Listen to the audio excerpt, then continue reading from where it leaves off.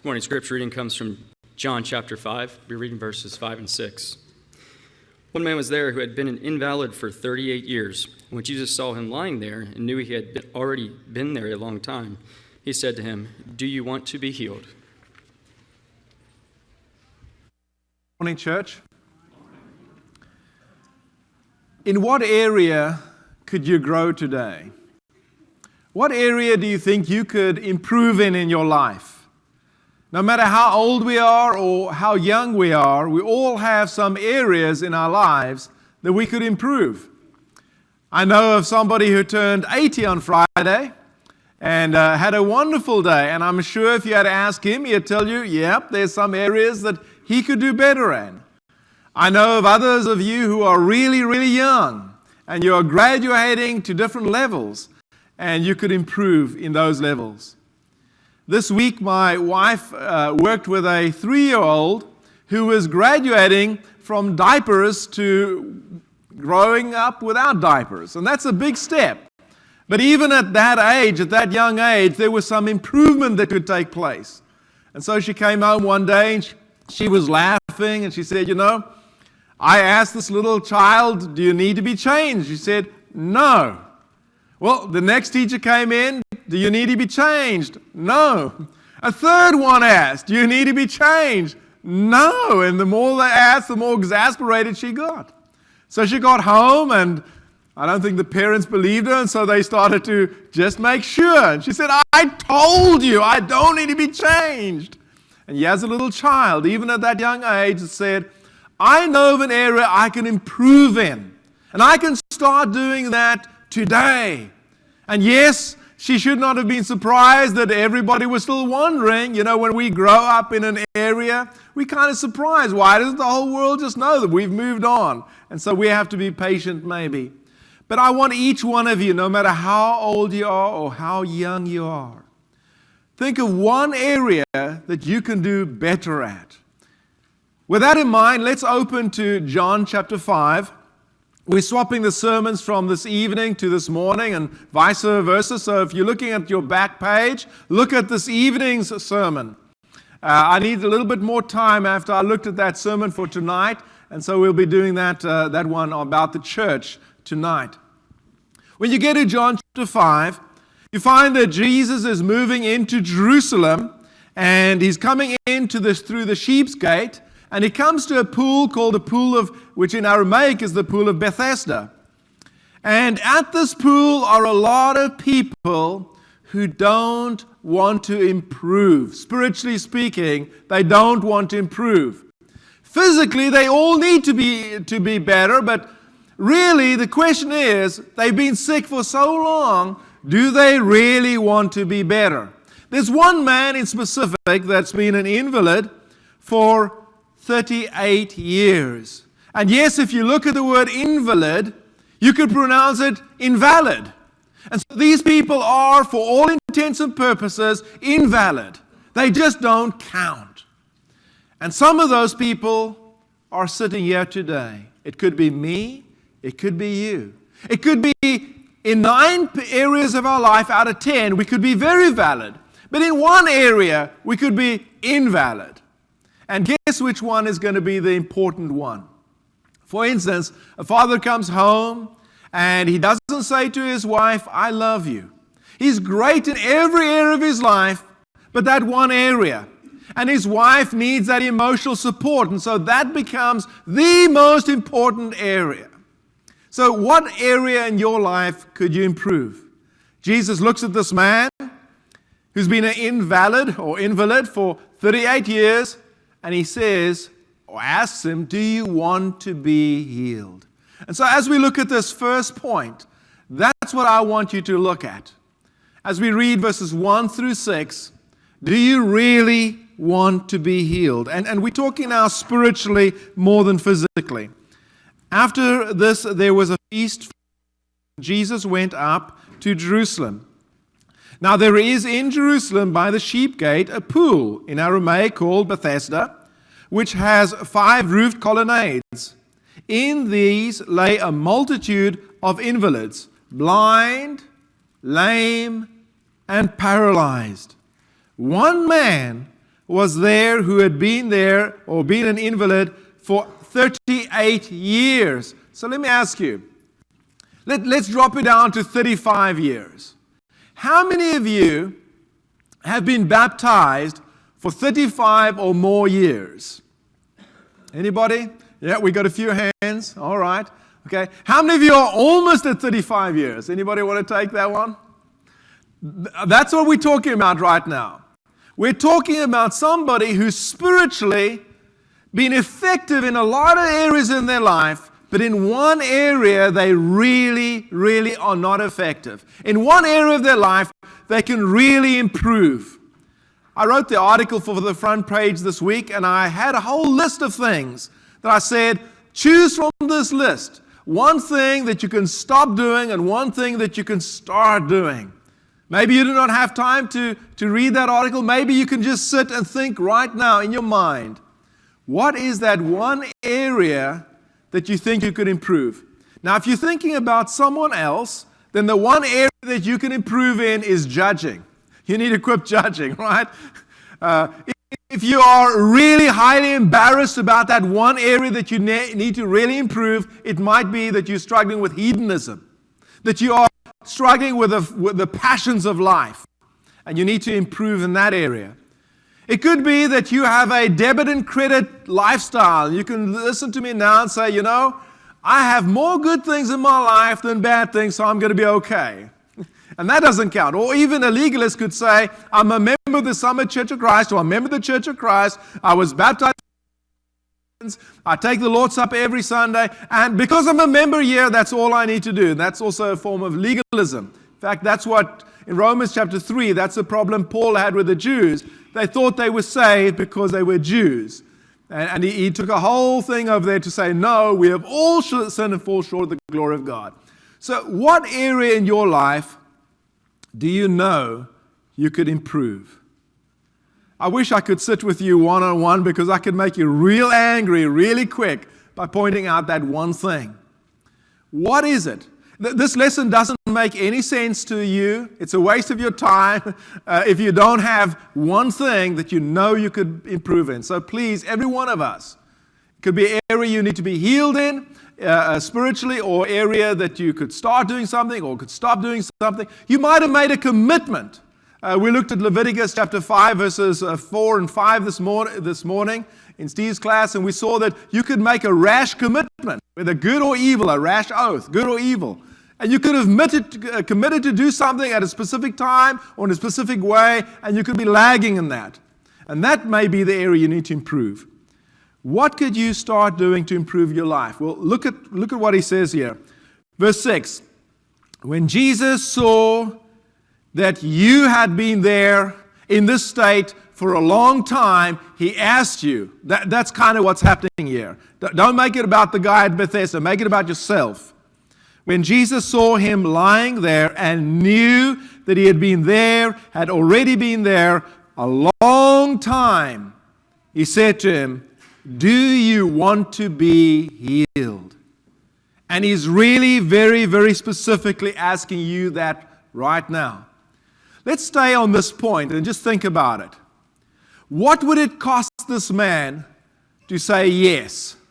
What would it cost him? You might think it's very easy for this man to say yes. It's not. What is his sole source of income? Where was he getting money from for 38 years? How was he getting his money? He was begging, right? He's going to give up every last cent of his income right now and of his future income. It's going to be gone. So do you think this is going to cost him saying yes? Do you think he really wants to be healed? Do you think he's comfortable with it, right? And so you might say, if I say yes now, it's going to mean a lot. It's going to mean a lot. And you might not be willing to give up what it's about to cost you. It's going to cost him his victim status. Now this is a big deal. You know, he's okay because he's a victim of circumstances. He was born this way. And he's going to have to stop saying, I was born this way. I'm now going to have to get up and make myself better.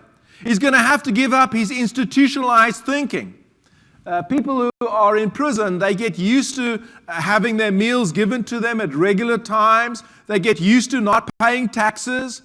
They get used to, have any of you got a boss that sometimes gets on you? They get used to not having emotional abuse from a boss. Well, maybe the guards, but they write that off. They institutionalize, like water off a duck's back. They don't even hear that. No one can get under their skin anymore. So he's going to have to give up that. In the south part of China, in one of the big industrial areas, there are gangs of people that make use of victimization. They take little children into a slave trade, and at a very, very young age, they will break the limbs of these children. So you will have a little boy, for example, sitting on a street corner, and you can look at Google, there are pictures of them. They will have a little thing here that they're holding for money, and right up over here will be their foot. And it'll be at this angle, and it's very clear that the foot was broken, and it's not going to heal, and it's going to be like that. It's not artificial. They're not pretending. What do you think about that? Do you think that's bad? You're kind of disgusted with that? Well, what about a culture that victimizes its culture, that says if you are single and you have a lot of children, you're going to get a lot of money? You see, we've gotten used to the slow pot environment that we're in. And that's infiltrated many of our own thinking. A lot of us get this mentality where we don't want to get out of it. Guin has a real specific word for it in the area that she's in, where people just don't want to get better. They don't want to improve themselves. So whatever area you're in right now, you need to really think about it. Do you want to improve? Do I really want healing? Now, we're going to get to the real messy part of this lesson, right in the middle here. And this is it. It's very uncomfortable. Am I still making excuses? Am I still making excuses? So let me ask you that first question. Well, let's just read again over here. What is Jesus saying? Can you read that with me? Do you want to be healed? That's the question, right? That's the question. Now we go to the second one. Am I still making excuses? Look at what he says. What is your answer? If Jesus says, do you want to be healed? What's your answer? You've got one or two answers. What do you think they are? Yes or no. That's pretty good, right? Yes or no. That's what Jesus is asking. So when you've been caught up in something for so long, you're not apt to give a quick answer because you can rationalize it this way, that way, up and down. I mean, you are ready for this. So what answer does this man give Jesus? Yes, no, an excuse, or complaining? Which one? The sick man answered him, Sir, yes. Is that what he said? Is he making an excuse? Is he blaming? Or is he complaining? Or is he saying yes or no? So, I love it. I could point to this guy at the pool of Bethesda. I don't have to point to myself. I don't have to deal with that thing that I really need to change in my life right now. I can just say, look at that. I can see it. Yeah, he's making an excuse there. He's blaming there. And he's complaining at the same time. I mean, he's doing all three things in one short sentence. Sir, I have no one to put me into the pool when the water is stirred up.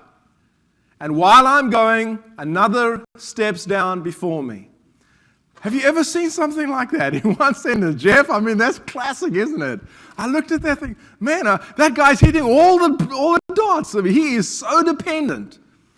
He's probably got a whole bunch of people who are codependent around him, who are keeping him that way. What I mean by this, you see, your sin might not be that you need to be healed.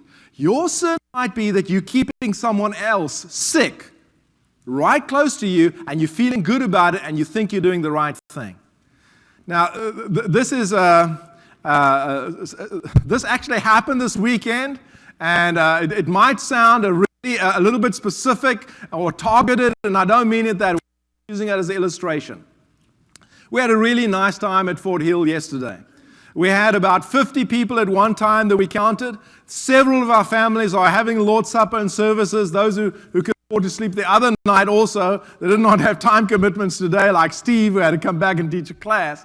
And they had the zip line last night. It was really good. But we had 3 people take dogs, and we were one of them. And the kids loved our dog. I mean, he was tired by the end of the day.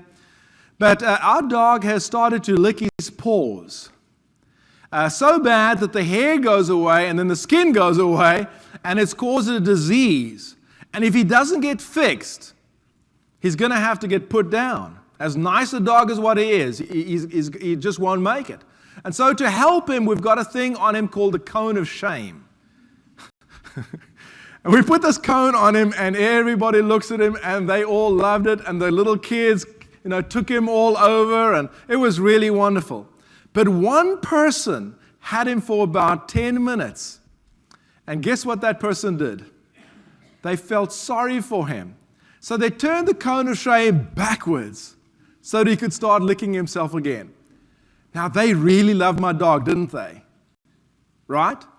They really wanted to help my dog, didn't they? Right? Or were they sentencing my dog to death? You get it? If you're a codependent and you have somebody in your life that's a dependent, you may be killing the person close to you. Because you do want the person better, but you've gotten so into the person's sickness, they pulled you into it so bad that you don't know how to say no. You don't know how to help the person. And your loving kindness is actually starting to become a real part of the disease. But let's get back to where we might be in our own lives. We might be just simply ignoring Jesus. And we might be simply not answering Him right now. So let's catch up. Is there an area in your life that you can improve? Secondly, are you still making excuses, or are you ready to move on from the excuses? Which brings us to, am I ready to change? Am I ready to change? I just want to touch up on an excuse one more time. You see how pathetic it is. I don't come to church today because somebody didn't smile at me. All right, so let's think about that one for a second. Right here is burning fire of sulfur. Right here, let's pretend. This is hell right here. Right, Ken? And I'm going to step into this burning fire of sulfur, and I'm going to burn for all eternity, and I'm never going to burn up. You know why? Because Ken looked at me funny. Anybody okay with that? Jeff, I'm going to spend eternity in hell because you didn't give me a hug this morning. Does that make any sense? You see, listen, if you make an excuse right now, or if you're blaming somebody, you're never going to make it out of this. You will never be the kind of person that God needs you to be. You need to take responsibility for your life. Are there people around me that could be doing better? Yes. Are there people around me that mistreat me from time to time? Absolutely. Should I focus on them? No. Who's the only person I can change? Me. I am where I am today because of what I think, say, and do. I do not blame anybody. I do not make any excuses. I take full responsibility for my life because this is the only guy that I can change. So let's figure on fixing this guy. And then, if what Jesus says is true, my whole world will change. What you sow, isn't that a better way to do it?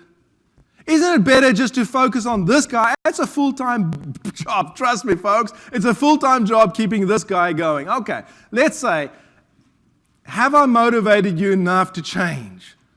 Maybe I should paint heaven as beautifully as what I painted hell as being scary.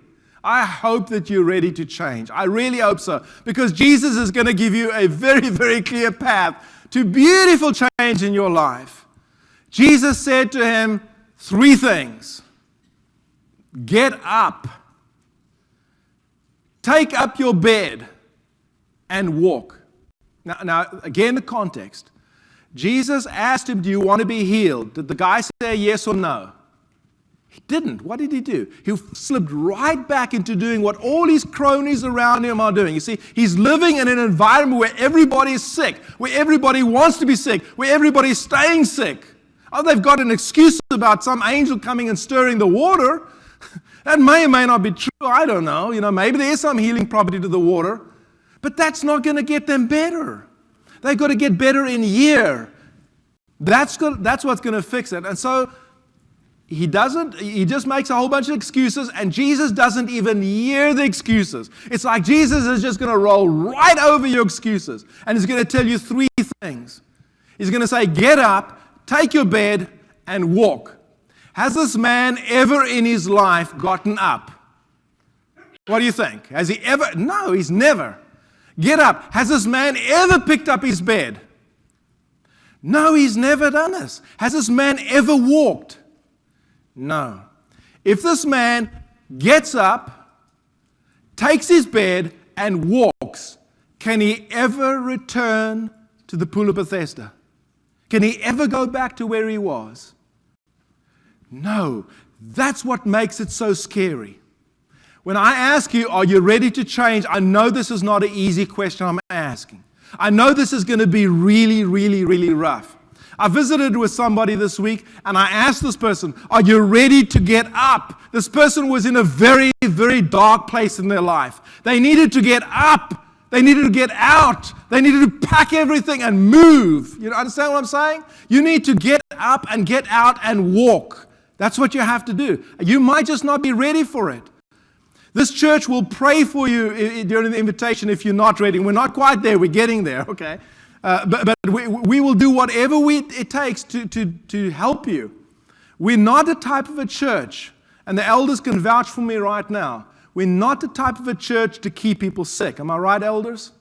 We will not allow you to keep in your chaotic sickness state. We will help you to move on, but if you don't want to get better, you're at the wrong place. This is a place where we want to improve. We want to get better. We don't want to look like we looked a year from today. We want to always do better. So, we can either ignore Jesus, we can either wish that we would be better, or we can actually trust Jesus, and we can trust the blood of Calvary to cleanse us and to make us better. But in order to do that, we need to get up, we need to take our bed, and we need to walk, and we need to make a pledge never to go back. I want to close with one last sentence by way of illustration. The man's name is David Gellinter. David Gellinter was sitting innocently in his house one day. A package arrived in his mailbox. He took it out and he opened it. And Jimmy, you can guess what was in there.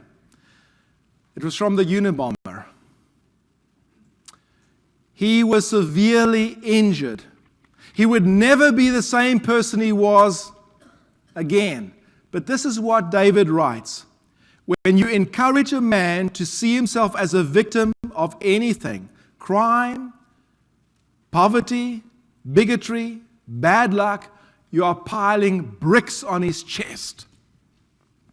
If you're ready to get better today, then Jesus says, this is why you can never return.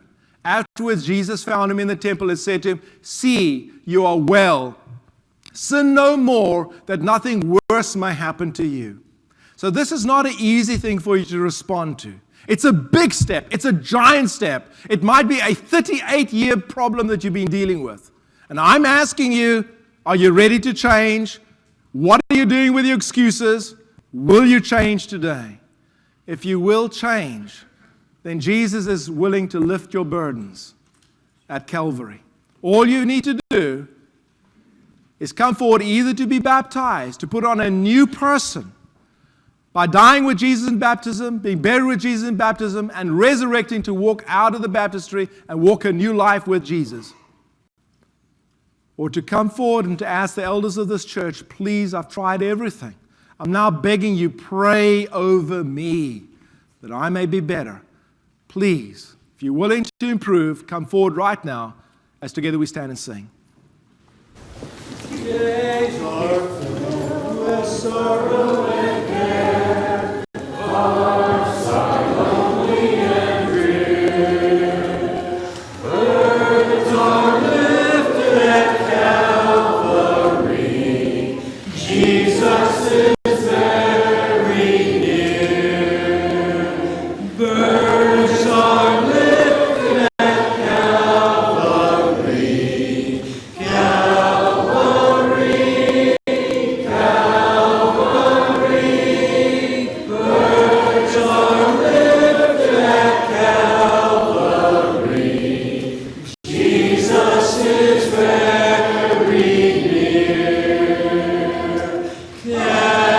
Lord.